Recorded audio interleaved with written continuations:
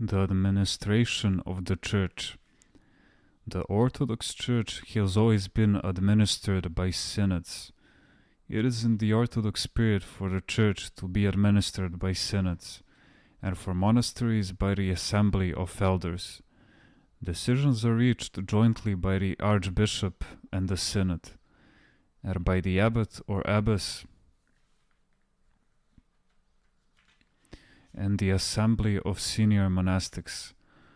The Archbishop is first among equals, and the Patriarch is not a pope. He and the other hierarchs have the same rank. The Pope's rank is different. He sits up high and others kiss his feet, but the Patriarch sits together with all the other hierarchs, and his work is to coordinate.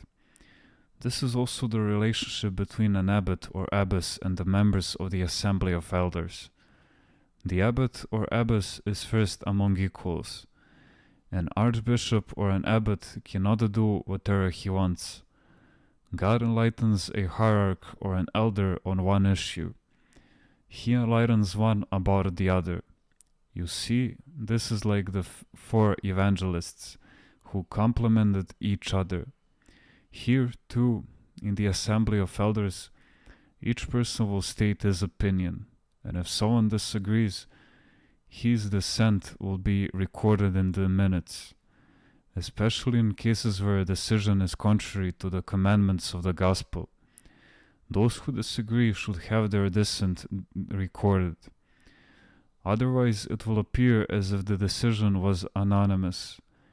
If this person signs the document without recording his objection, he has actually done wrong and stands to blame. But if he makes his opinion public, even if the majority disagrees, he will be in good standing with God. When the synod or the assembly of elders does not function well, then we may say that we have the Orthodox spirit, but it is the Papist spirit that is at work.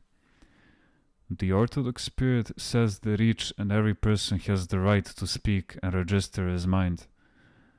No one should refrain from speaking out of fear or in order to flatter a superior or because he wants to be on good terms with the archbishop or the abbot.